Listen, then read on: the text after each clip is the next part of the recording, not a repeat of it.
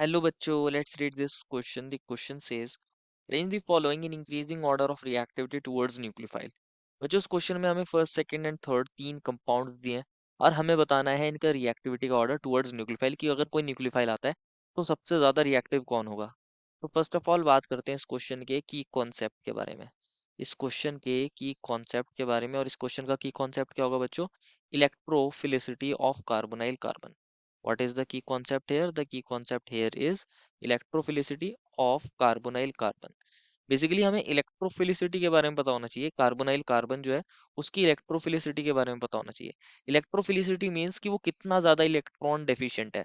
Carbonyl group आप जानते हो, सी डबल बॉन्ड ग्रुप को बोलते हैं कार्बोनाइल ग्रुप।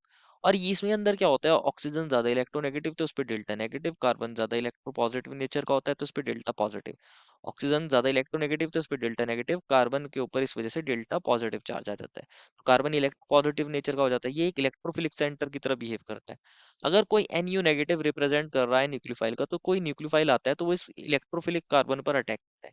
जितना ज्यादा कार्बन इलेक्ट्रोफिलिक नेचर का होगा, रिएक्टिविटी उतनी ही ज्यादा होगी। तो इसलिए बोलते हैं कि रिएक्टिविटी जो होती है वो इलेक्ट्रोफिलिसिटी ऑफ कार्बोनाइल कार्बन पर डिपेंड करती है। जितना ज्यादा कार्बोनाइल कार्बन इलेक्ट्रॉन डेफिशिएंट या इलेक्ट्रोफिलिक, उतनी ज्यादा रिएक्टिविटी। तो हमें तीन कंपाउंड्स मिले हैं।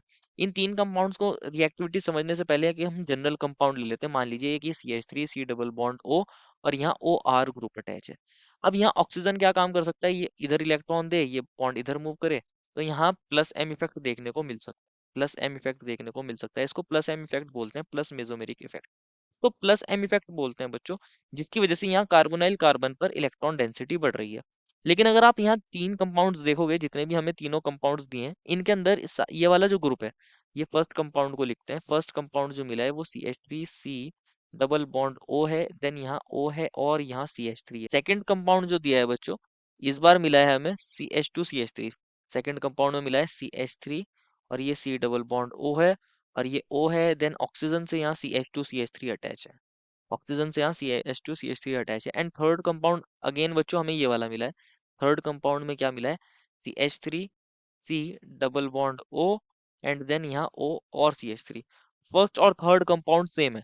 फर्स्ट और थर्ड कंपाउंड सेम है, तो इनकी रिएक्टिविटी भी सेम होगी। हम ऐसा बोल सकते हैं जो रिएक्टिविटी है वो फर्स्ट एंड थर्ड की सेम होगी। फर्स्ट एंड थर्ड कंपाउंड जो हैं उनकी रिएक्टिविटी तो सेम होगी। यहाँ रिएक्टिविटी फर्स्ट और थर्ड की इक्वल होगी, हम ऐसा बोल सकते हैं, क्योंकि ये सेम कंपाउंड्स हैं। अब बात करते हैं सेकंड और फर्स्ट या सेकंड और थर्ड की। अब इनके अंदर जो ये वाला ग्रुप है CH3C double bond O group, इसकी ये तीनों के अंदर कॉमन है, ये तीनों के अंदर कॉमन है। तो इसकी वजह से तो हमारे पास रिएक्टिविटी पर इफेक्ट नहीं पड़ेगा। रिएक्टिविटी पर जो इफेक्ट पड़ेगा वो पड़ेगा या तो CH3 की वजह से या CH2CH3 की वजह से। CH3 के अंदर क्या होता है बेसिकली, ये CH3 क्या काम कर रहा होगा, प्लस आई इफेक्ट लगा रहा होगा। और यहाँ CH2CH3 क्या कर रहा होगा, ये भी प्लस आई इफेक्ट लगा रहा होगा।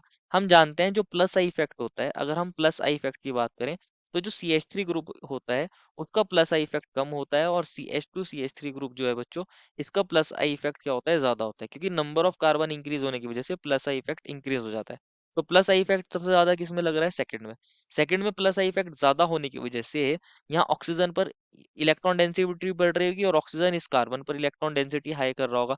इलेक्ट्रॉन डेंसिटी का इस वाले कार्बन पर, ये जो हमें सेकंड में मिला है, इस वाले कार्बन पर इलेक्ट्रॉन डेंसिटी हाई होगी as compare to first and third. As compare to first and third, इस वजह से जो सेकंड वाला हमारे पास कंपाउंड है, इसके अंदर इसकी रिएक्टिविटी कम हो जाएगी, क्योंकि यहाँ इलेक्ट्रोफिलिसिटी कम हो जाएगी।